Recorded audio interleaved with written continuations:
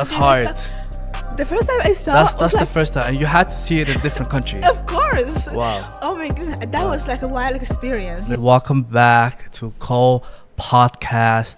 I'm your host, Shamarki Ahmed, and today we have ourselves a very special guest. All right, her name is Hamda Ali.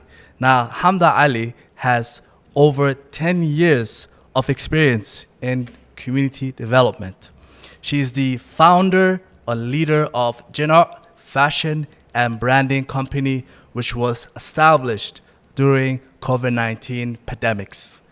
Jenna participated in various business development programs locally and internationally.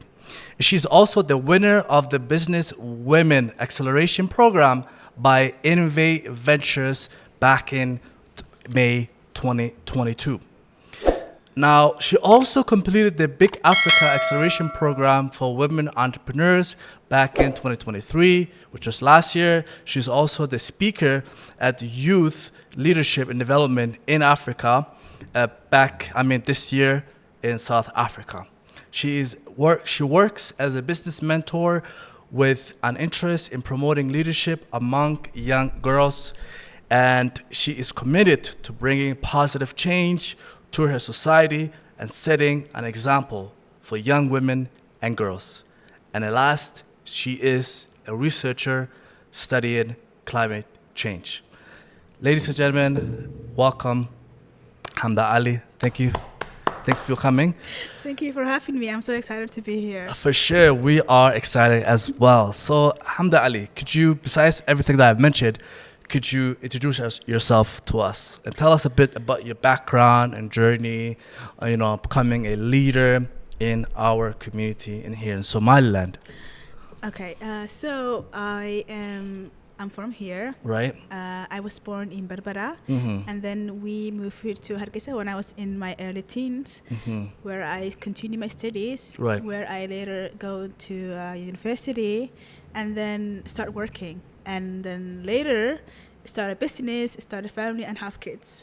Oh, okay. MashaAllah. So you are also a mother. I forgot to mention that. Yeah, I'm MashaAllah. also a mom of two. Mom of two. Yeah. MashaAllah. Boys or girls? Girls. I have two girls. Two girls, MashaAllah. What are their names? Amira and Almas. Amira and Almars. Yeah, there's like 3 and 1. So crazy years. Shout out to Amira and Almars. Thank you. Inshallah, when they get older and they grow up, they'll come back and watch this podcast and see their mother. One day listen. For sure, inshallah. See One the day. young mommy. Yeah, definitely. That'd be so awesome. Yeah, so cool. yeah. So you are, Hamdi, you accomplished a lot, right? So tell us about your journey. Oh, okay. So if I go back to my leadership journey, as I like to think, in my case, I was the oldest of a Somali family, and I'm the oldest sister. I have 5 younger siblings. So I believe that leadership started from there for me, because I was always the responsible one, the one who was in charge when mom was not home. And all the responsibilities. Of course, like if something goes wrong while mom is gone, it's on you. It's on me. So I believe there it started from there. And I believe it's a kind of a culture we have. Right. All the Somali older daughters have more responsibilities. The daughters or what about this, like all the sons? I can't say about the son because I'm not a boy. Yeah, I can't of course. Yeah. But that's something I can tell of you. Course. So for my upbringing, we don't have any sisters. Like I'm the oldest one in my family, and we're all boys. Yeah. So I can really relate to you. Oh my goodness. So everything was on. About your perspective. On honestly. On the matter. Yeah, like I had all the responsibilities, and it's different. Like me, grew up in Canada. Yeah. We don't have here in Somaliland, like Hargeisa, people have maids, right? Yeah. To help them with their house. Do you used to do the dishes, everything? I used to do dishes, laundry, mop the floor, sweep, take the garbage out.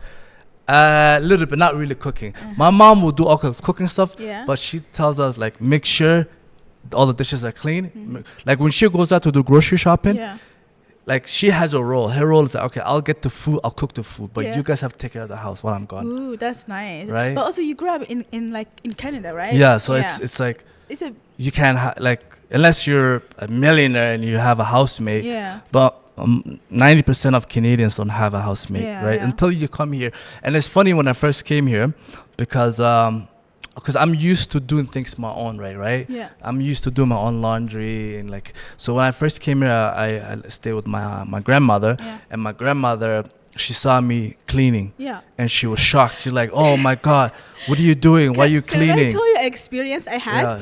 So in our culture, in Somaliland or the local culture, Yeah. men don't do that. You know, Yeah. they don't really clean and they don't really cook. You Yeah. know, at least from my experience or from the maturity. You know. Yeah, yeah, So the first time I saw a man mopping the floor yeah. was I went to in Kigali in 2017. Yeah, and imagine I was a bit young. Kigali is in Rwanda, right? In Rwanda, yeah, I Which was. is the capital city? Yes. Okay, So I was in Kigali. right. And then I was in an Airbnb, right? Yeah.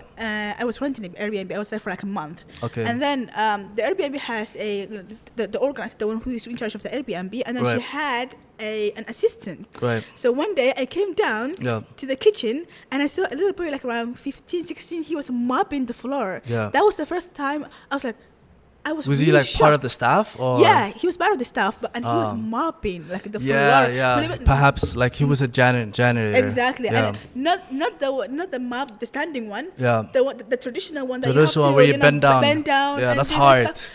The first time I saw, That's I was the like, first time, and you had to see it in a different country. of course. Wow. Oh my goodness, that Wow. was like a wild experience, you Yeah, know. yeah. So for us, yeah, we have boys Yeah. in our family, but Yeah. they were The younger. culture is different, right? Culture is different, you Yeah, know. yeah. They don't really do much of the house chores, but for Yeah. us girls, why I'm saying it's hard. Yeah. They do both. Like they are the mom's assistant. They do what mom is doing. Yeah. From a young age, and Yeah. then later on they go to work, and then they provide for the family. Definitely. Yeah, So what so- if like the family is only boys, like and they're in Hargeisa, like it's Uh, like my story, but then Yeah, local. local. Here. So It's- that's when like you don't really have a choice. Of course, like Sometimes, right? Yeah, You sometimes you really don't, and then boys have Your to. mom is a single mother, and like you know you gotta help out. You yeah. really have to help out. Yeah, Yeah. And these boys, they turn out to be really, you know, Yeah. the one we want to marry when we grow up. Yeah. Oh, okay. You know, because yeah. they know how to contribute to the house chores. You Yeah, know, contribute, not huh. the ones that have more siblings, like more, you know, And not becoming sisters. lazy. Yeah, and then they don't want to Assistant, really. yeah, They yeah. were get used to being, you know. It's a good training. It's a good training. Yeah, it's good training. I mean, it's those are like basic survival skills. Of course, Like you know. you're traveling outside, you go to a different country. Like who's gonna cook for you? Who's gonna clean for you? Exactly. Those are the things that you have to learn on your own, Yeah, right? yeah. In order to survive, right? Exactly. Unless you enjoy being dirty, Which right? nobody does. I Nobody think. does it. Yeah, so you have no choice, really. You are like a billionaire, and you are hiring some, you know, one Yeah. who is surfing for So you. let's and stuff. continue with your journey becoming Yeah. a leader So- within the Somali community in here in Somaliland, Exactly. So I think. particularly with the Somali women. Yeah. Yeah. So I think that responsibility on your shoulders prepares you for what is about to come in the future, Right. and you are able to handle more responsibilities. When you have, you know, further way goal in life, like you want to reach this and this and this. I think. Mhm. So especially in my case. I think these were a boost for me. Like these responsibilities from a young age, Right. they were really what got me here. I can say. Uh-huh. And why I'm able to do multiple things, Yeah. or why I have, you know, the capacity to perform, or you know, do. I'm also like perfectionist, I can say. Like if I start something, I want to finish this. You know, I want to finish it, and I want to finish it the best way I can. You know, and I think this contributes to authenticity, because you are hardworking. People see you. You are different from anybody else, and then people come to you for advice, and then they idolize you. Yeah. And it's a bit like a hard responsibility, truly, because you know these people are looking up to you. You have to be doing the right thing. But again, I am the oldest of a family, and I'm used to being straight. You know, I'm used to doing the right thing, so that the younger one is kind of following me. Yeah. You know, there is a saying in Somali that I can, that I'm thankful that I'm the oldest. My mom always used to say, when I was younger, I didn't really understand what she meant. I was like, and I in fact, I found it hard, because I was like, why am I the oldest? Like, why am I doing, why do I have to do the right thing? You know, kind of the pressure, you know, when you are young, you don't really understand. Yeah. But this Somali saying, it says, I'll say it in Somali. Yeah, I'll say it in Somali for sure. So it goes like this. Our power ayuu socodkiisa leeyahay. Like, you know, when there is camels, and then there are there's one camel that are kind of All following. yeah, they're following one camel. Yeah. And that camel is kind of the leader. Yeah. And the rest of the camels will follow its footsteps, you Yeah, know? yeah. So the oldest is like that. Yeah. It's like the first camel that Yeah. the rest of the camels will follow its I see, footsteps. yeah, yeah. So if I do the right thing, Yeah. my younger siblings supposed to, or they're more likely to do the right thing like Right, me. yeah. So mom would always say, you are the oldest, you must do the right thing, so that Yeah. the rest of the kids Yeah. could follow you. Yeah. You are like the foundation. Yeah. And now that I'm a mom, Yeah. I understand. You understood now? Yeah, because I have two daughters, like I said. Yeah. So the second one, she's 1.5 years old now. Okay. And Mashallah. she has different personality. She has, they're totally different. But for some reason, the younger ones, the younger one always tries to do what the older one's doing. Yeah. Out of like, Yeah. automatically, out Yeah. of nowhere. She Yeah. is typically like copying what the older one is doing. Yeah. So if the older one is sitting and reading, she will be sitting and reading. Yeah. If the older one is playing or splashing water or doing whatever, the younger one, To follow her footsteps. like out of nowhere. So I think it is really the culture or this the tradition Yeah. that the saying is coming from is really is correct, because whatever you do, the older one, the younger ones will or more likely to follow, at least when they are younger. Right. And it's more likely when they're older, they always look up to her, like I wanna maybe do better than her, Yeah. or maybe I wanna at least do what she did. You know? Exactly. Yeah. Exactly. So yeah. So with leadership, that's what exactly leadership. It starts with the home. Yeah. It starts with the family. So for you, your journey, where did it take you after? Like from your home, you being the oldest, now that you go into university and then you get into the workforce, what else? Like what else do you want to share with us, like with your leadership journey? So I was in the workforce around 10 years, like working from different organizations here and there, and there. And then in 2020, and COVID came. Yeah. So like we all know, Yeah. I mean, the whole world changed. Yeah. And we were all based on like, lockdown happened, Yeah. many things changed. Yeah. So this is when I founded my company. Right. And honestly, I found it from the scratch. Like, I self-taught myself some skills, and I was practicing a lot at home. I'm also someone who's really good at learning something by myself. I'm extremely introverted, so I have a lot of time reading. I have a lot of time, being myself, maybe watching something, watching YouTube. Yeah, And for sure. YouTube is exactly. another university that people sleep on, especially Exactly. locals. There's so You much can knowledge. you so can much learn lessons a for lot free. from YouTube. You can learn a lot. Yeah. It's language, skills, Yeah. anything. Yeah. You can learn a lot from Exactly, YouTube. exactly. So YouTube was my friend for like a year, and Yeah. that's around the time I was having my first daughter. Yeah. So I was mostly I was at home, I was alone. Yeah. So I taught myself a lot of skills Yeah. that helped me start my business. Yeah. And then my business, when the business started, even though it was COVID, Yeah. it kind of blew up Yeah. because of how the approach we were using, what we were selling. Yeah. People really loved it. Yeah, So mashallah. yeah, so we did amazing for the first. I mean, we covered a lot of the regions Somalis, live, and then we got a lot of exposure because also people were based online, based in homes, and they were watching online. Yeah. It's all about social media. Exactly, Yeah. that really helped us a lot. Yeah. So when that happened, and a lot of girls were like approaching me whenever I shared my story. They were asking me like, "How do you do it? We want to learn something. Yeah. We want to do this. We want to do that." And then this is where I came up with the women in leadership thing. Okay. Yeah. And I So want. Women in Leadership is an organization. Yeah. Is it non-profit or? Yeah, non-profit. Okay. Yeah. What year did you start? That was around the year 2020. COVID? Around the same time? Around the same time, yeah. Oh, okay. I mean, COVID was bad for the Yeah, whole yeah. world, but I think it was good for. So yeah, exactly. Yeah, exactly. Yeah. So it's like, here, did you start by yourself, or is you the founder? Is there a Yeah. co-founder? I'm the founder. Okay. So I started by myself. Actually, I started from like I said, I was always I was alone most of the time Yeah. because my first daughter was about to born. Yeah.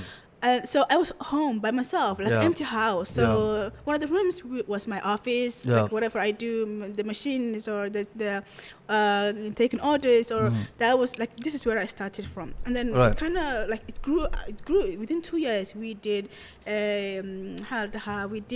we did hire like around 10 people. We had production center, we had a store, like we were part of the women accelerator program by Innovate Ventures that we won something. It was May 2022, right? Okay, yeah. So the innovation Innovate Ventures one, yeah. Okay, so what did you win exactly? And what was that program about? Like, what was that program about? Was it a business acceleration program for women, basically? For only women. For only women. Ah, okay. Yeah, there are budgets that were mixed, but for us it was only women. Okay. So luckily we were part of the people that got investments, and then we did get a lot of exposure from there as well.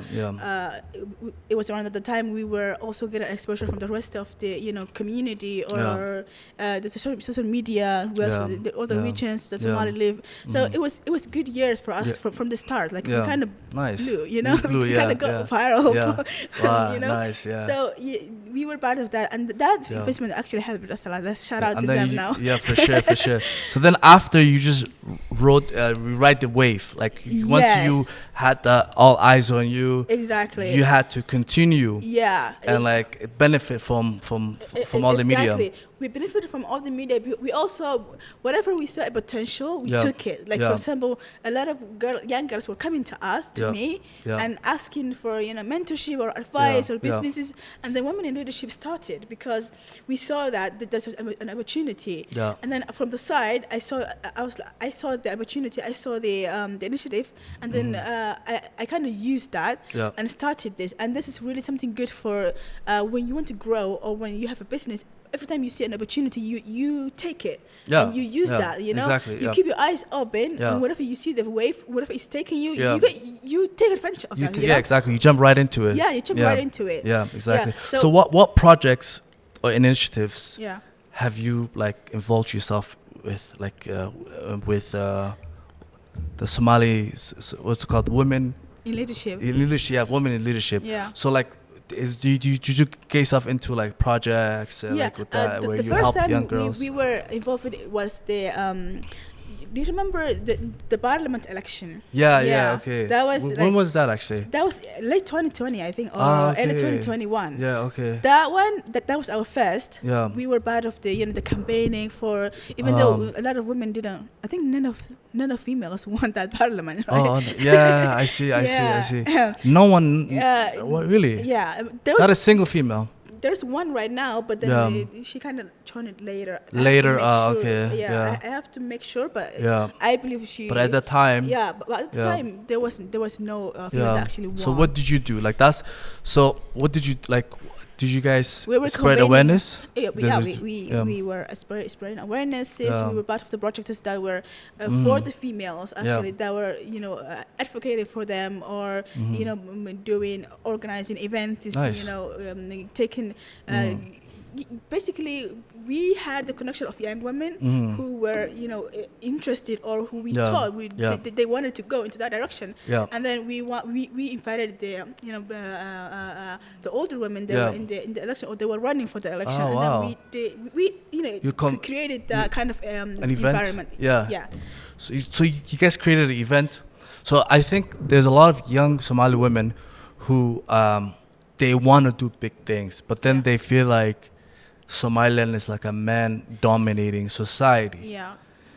What advice would you give to a young Somali woman who's coming up right now, who wants to do the things you did, or perhaps even take it to the next level? What advice would you give them? Like, right? So, for example, women that are in a work environment, they want to go up in their leadership.